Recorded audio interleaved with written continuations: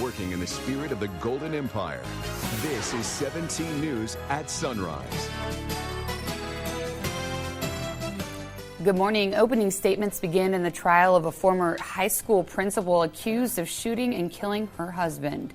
The debate continues how to address homelessness in our community. The city now hoping to hear from you as the location of a new shelter weighs in the balance. And they're flying high. Bakersfield Christian advances to the state title game, and we have everything you need to know if you're looking to cheer on the Eagles this weekend. It's Monday, December 9th, 2019. So glad that you're joining us this morning. Good morning to those of you who are joining us this morning. Tabitha Mills alongside of Alex Fisher. And let's first and foremost talk about that weather we saw. Yesterday? Yeah, I mean, we're already dealing with some weather outside right now because it is foggy. But first, let's talk about yesterday. CHP said the rain flooded the road beneath the overpass and some vehicles were trapped. Now, the off-ramp was shut down for some time yesterday as crews worked to get people and their vehicles out.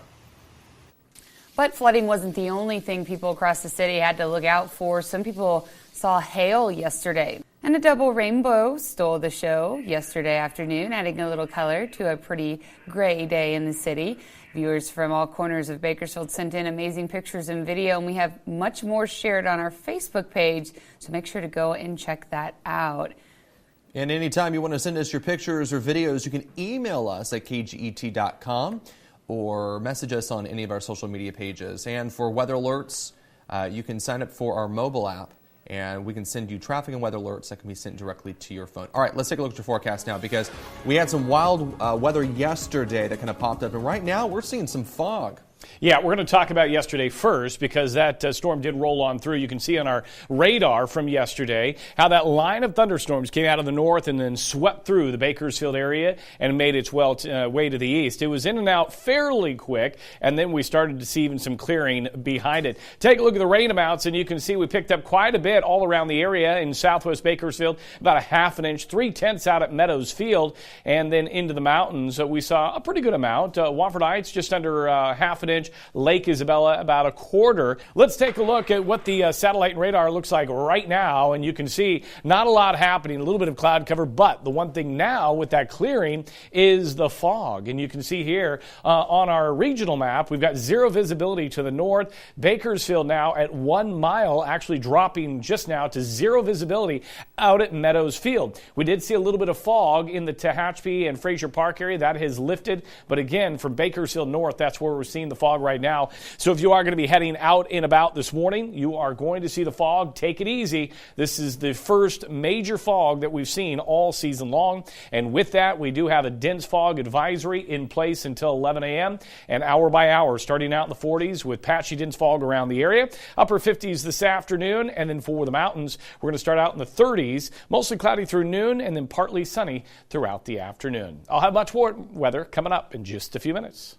Not terribly dense, but you can still see that fog is starting to form at that location. We do have one crash being reported near Mast Avenue and Hannawalt Avenue, so just keep that in mind if you're out that way. Other than that, it's all looking pretty good for the most part. Just keep in mind, it is pretty foggy out there, especially in several areas. I was coming in and near the Northwest Promenade area in the Rosedale area. It was very dense. So just keep that in mind that it may look clear in some areas and then you'll hit a very dense patch. So keep that in mind as you are headed out and about this morning. We'll have another check coming up in about 10 minutes.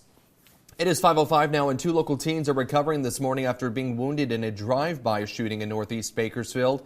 It happened around 2 p.m. yesterday at Longfellow Elementary. That's on Union Avenue and Lincoln Street. Police say someone drove by in a white sedan and shot at the teenagers. Officials say the teens are not connected to the school, and they are expected to survive. A woman is fighting for her life this morning after she was hit by a car in Northeast Bakersfield. Police say she was hit on Columbus Street, east of Mount Vernon, late Saturday night. BPD says the woman was jaywalking on Columbus when the car hit her. She had major injuries when officers arrived to take her to the hospital. She's still listed in critical condition. BPD says the driver stayed at the scene and they do not believe DUI or speeding caused the collision. This morning, opening statements begin in the trial of a former school principal accused of shooting and killing her husband. As you may know, Leslie Chance is accused of murdering her husband, Todd. Farm workers found his body in 2013 around Enos Lane and Noriega Road. Prosecutors argue Chance plotted out the murder and even attempted a CSI seminar to learn how to cover up the crime, all allegedly to benefit from Todd's life insurance policies worth hundreds of thousands of dollars. The jury was selected last week. Opening statements are set to start later this morning. You can find all of our past coverage on this case on our website, kget.com. A woman gave birth to her baby near railroad tracks yesterday morning. Bakersfield police responded to a call about a body found on Stein and Pacheco Road just after 7. When they arrived, officers found a woman going into labor. Firefighters and paramedics were on the scene to help during the delivery. The baby was born on scene, and Bakersfield police confirmed the mother and her newborn were transported to a local hospital and that they are okay. It's not clear why the mother was in the location where she was found. Officers have not released information on the gender of the baby or the mother's identity. Delano police held a DUI checkpoint over the weekend, and the numbers are in. The checkpoint started around 7:30 Saturday night on High Street. DPD says about 240 cars passed through the checkpoint, and only 21 were stopped. No one was arrested, but 10 people were cited for misdemeanors and traffic violations. One person was evaluated for DUI, but officers determined they were sober. Delano Police wants to remind everyone to call 911 if you ever see someone driving impaired. How safe is Delano this year? Local officials plan to hold a town hall on those concerns today. Delano police say they want to go over recent crimes and talk about ongoing concerns. The meeting starts at 5:30 p.m. at Jefferson Park. It is a topic we're passionate about in our community, homelessness and how to find a solution to the crisis. There's been debate on how to ease the problem, but people in Bakersfield have had a few issues with where a new shelter will go.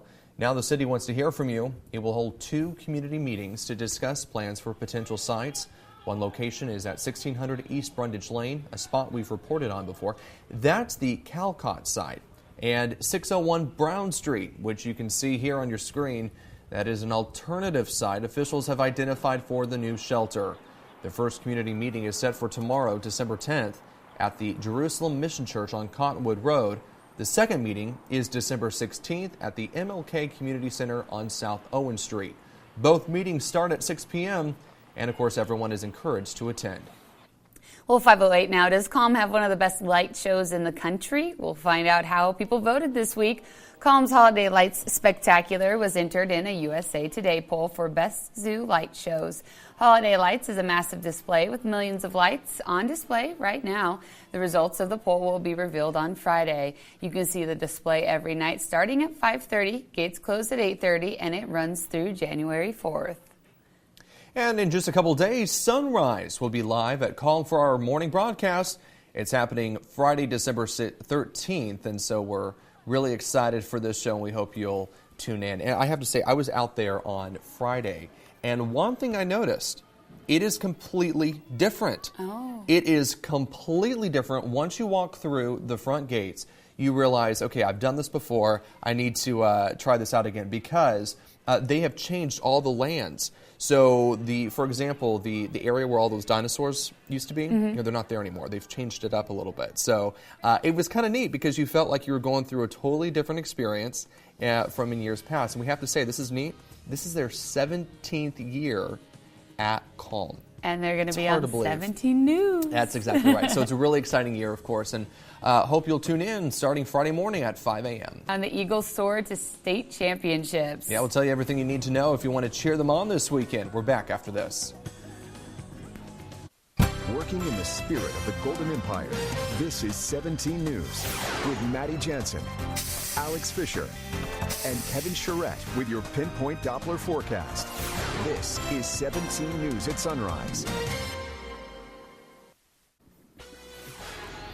Welcome back in sports. Now the Eagles are soaring. Bakersfield Christian advances to the state championship game this weekend, and BCHS beat Fullerton Sunny Hills Saturday night 42-21 to win the Division IIIA Southern California Regional Bowl game. The Eagles dominated from the beginning, never trailing in the game, adding one more in the win column for this band of brothers.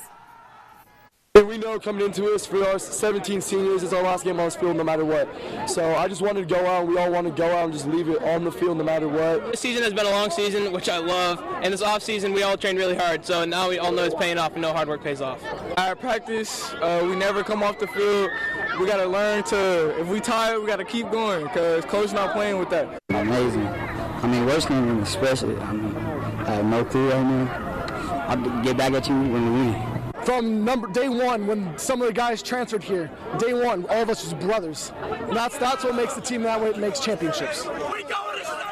So the Eagles traveled to state championships against Rohnert Park Rancho Cote this Saturday. Kickoff is set for 6 p.m. Good luck to them. Baseball's David Ortiz made his first public appearance in the Dominican Republic since he was shot there almost 6 months ago. The former Boston Red Sox slugger was greeted by a standing ovation yesterday when he entered the stadium in Santo Domingo for a charity exhibition. The Dominican-born superstar, known as Big Papi, was shot back in June in what authorities called a case of mistaken identity. Investigators said a hitman allegedly hired by a drug trafficker mistakenly shot him as he sat with friends in a bar. Ortiz was joined at the exhibition and home run derby by other Dominican Major League players and retired stars. I always thanking God for giving me the opportunity to be healthy, putting all the people together to pray for my health. Ortiz is a 10-time All-Star and 3-time World Series champion who helped the Red Sox end their 86-year championship drought back in 2004. Well, after a little logistics scare, the Kansas City Chiefs ended up being properly equipped in time for their AFC showdown with the Patriots in New England on Sunday. As reported earlier by ESPN reporter Adam Schefter, a mistake somewhere along the way rerouted the Chiefs' equipment to New Jersey instead of Gillette Stadium in Foxborough, Massachusetts. The missing gear arrived just hours before the game's kickoff, preventing a possible forfeit from the AFC West leading Chiefs. According to Schefter's report, the Chiefs had sole responsibility for the missing equipment, putting to rest any Patriots conspiracy theories. Man, that'll not be a good game, right? Well, I have to say, just watching this video, you see how tense they still are as they get that. I mean, look at this. They are hustling. They are hustling. Okay, you talk about, hours before the game. No big deal, right? Plenty of time. But when you're preparing for a game like this, it messes with your mojo. Every minute matters. Yeah, exactly. And when you have something like that, it can throw everything off. I know. Oh, man, that could have been scary. It could have been. For now, shipping a gift to your loved one this holiday season? Well, still to come when you need to send out your packages to get them there on time. KGET Business Watch is brought to you by Grapevine MSP Technology Services, the Valley's leading IT service provider. Welcome back. There's a new item on the menu for the fans of meat-free burgers in Denver. It's the Veggie Burger with hemp. These patties contain hemp hearts and protein along with lentils, brown rice, and other ingredients. The burgers are made by Hemp Way Foods and sold in local restaurants and stores. The company's owner says the products cannot make you high, but she says many people don't get that. At an event, I had a lady take the sample out of her son's hand and throw it away. She was scared I was feeding her son a pot burger. Ford says her product, unlike other meat-free burgers, does not taste like fake meat. She describes the taste as wholesome food. Ford Motor Company has issued a safety recall in North America because tailgates keep opening unintentionally. In a statement released Friday, the company said it is recalling select Ford F-250s, 350s, and 450 Super Duty trucks, but only those made in 2017, 2018, and 2019. Ford says the problem is the electric tailgate latch that releases in the switch handle. Water can enter the electrical wiring system and cause a short circuit that opens the tailgate. Trucks with mechanical tailgate issues or releases, are not affected. Well, have something you want to get mailed to a loved one this holiday season? Shipping deadlines are fast approaching. As a matter of fact, today is the deadline for FedEx's Smart Post service. The deadline for UPS Ground is Friday, December 13th. That's this Friday. While the U.S. Postal Service recommends getting ground shipments out by Saturday, December 14th, to arrive by Christmas.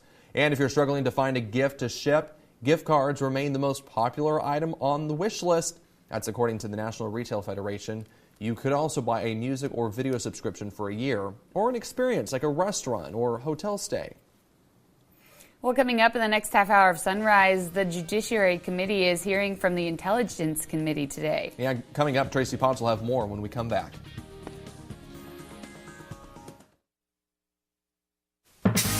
Working in the spirit of the Golden Empire, this is 17 News at Sunrise. Good morning. Glad to have you with us. I'm Tabitha Mills in for Maddie Jansen alongside Alex Fisher. Thank you very much, Kevin. Good morning, everybody. Happy Monday here through town. Not too bad of a traffic commute. We do have one non-injury crash working right now. It's going to be off of Mast Avenue at Hanawalt Avenue on the north end of town. But right now, looks like, as Kevin mentioned, fog. We do have some dense fog in the north end of the county, as well as out west. So again, just please be careful. Slow it down. Increase that following distance. And turn on those low beams. Just make sure you turn on your low beams, and also stay off of those cell phones while you're driving. Right now, if you are going to make your travels out of town, all of your major routes are currently open. That's more like a traffic. We'll send it back to you in the studio. A terrifying scene this morning in New Zealand after a volcano erupts, killing at least 5 people. The explosion was caught on camera. The eruption happened while dozens of tourists were exploring the island.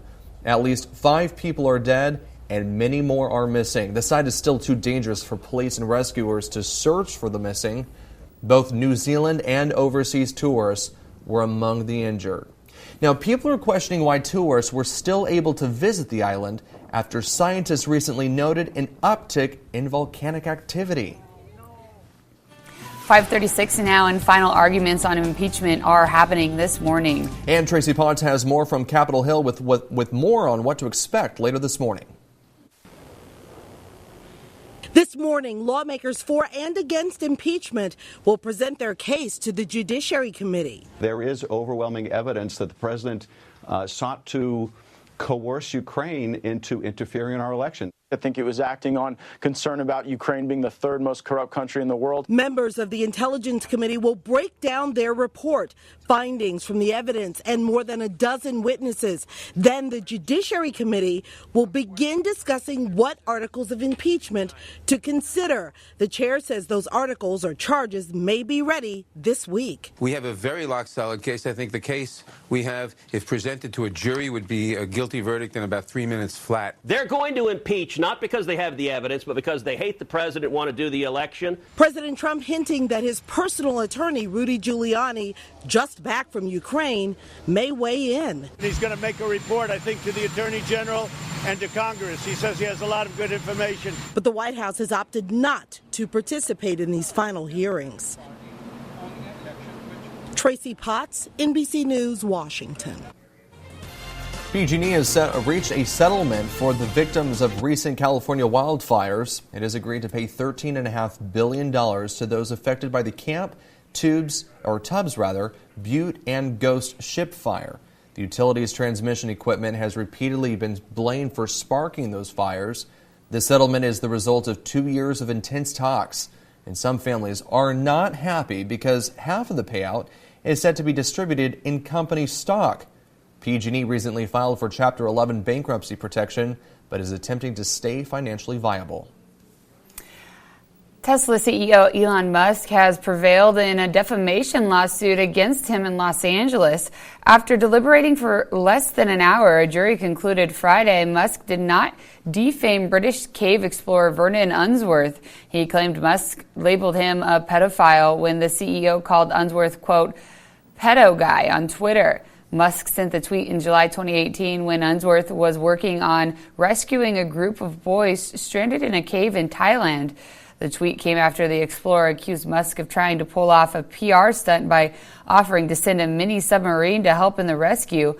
Musk said during the trial that his tweet meant a creepy old man, not a pedophile. But he also apologized to Unsworth during his testimony.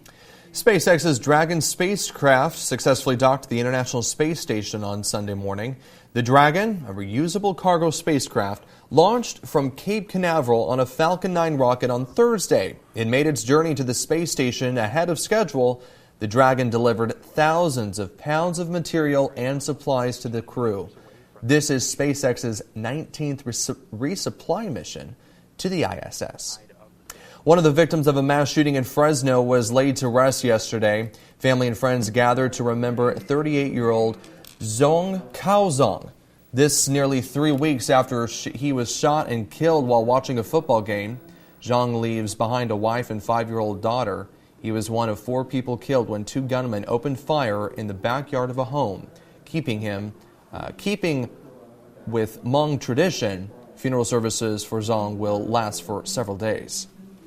They all showed me their kind heart, so I really appreciate for everything that they have helped me with donations, and also that comes and help me look at my husband and all the love they give to me. Fresno police have still not released any information on the suspects in this shooting. And what do you think about flying cars? Yeah, where some people are already preparing for them.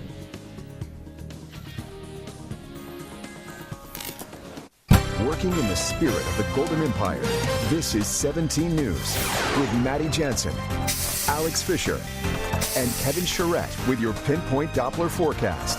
This is 17 News at Sunrise. Welcome back. Ever dreamed about just taking off in your car and flying all over that rush hour traffic on your ride home? Well, the idea may be closer to a reality than you may think. A building in Miami, Florida is already making preparations for a residential helipad for a flying car. Willard Shepard has more. As the traffic buzzed by in downtown Miami, this orange flying car was unloaded and put on display in front of the building, where one day vehicles like this may be able to bring people home. Ever since the Jetsons, America's been enamored with the idea of a flying car. Yes, the Jetsons flew right into their own parking garage, kind of what Paramount CEO Daniel Kotze had in mind when he came up with the idea for the 60-story luxury tower near the American Airlines Arena. The flying car is already being tested in Europe. It runs on regular gas and can operate on the road just like a car. And in the air, it can travel about 100 miles an hour. This animation shows how an electric version would transition into a helicopter for it to land on the top of the Paramount Tower. So in essence, a flying drone could land right on the landing pad, and then you can enter right into what's today the observatory, which future would be a skyport. So an electrical vertical takeoff and landing aircraft, and so that will be able to take off vertically from the deck, transition into horizontal flight, take you to where you need to go, and land vertically. And we anticipate those will probably have 15 to 20-minute durations, just short flights. For now, there's a real pilot, though, doing the flying. Dan says this concept goes way beyond the few who can afford their own flying car or a place like this to park it. This concept can be the beginning of a way for commuters to get around in larger versions of the flying car. The population continues to grow, and the roads just can't handle the amount of volume that's coming onto them right now. And so we are going to have to find relief. Willard Shepard reporting. I just don't know about those apples right there. It's weird to see that is where we're going, Yeah. And I think sometimes it can be an ambitious goal, but at the same time, it's a goal that some people have, and you know how that goes. Yeah. Then more people join on, and then it could become a reality soon. Jetsons. Yeah, exactly. Jetson. All right, we're coming up. We've got more news coming up after this. That's all for us here on 17 News at Sunrise. Make it a great Monday, everyone. 17 News, your local news leader, continues 24 hours a day on KGET.com and our 17 News app. In the spirit of the Golden Empire, 17 News.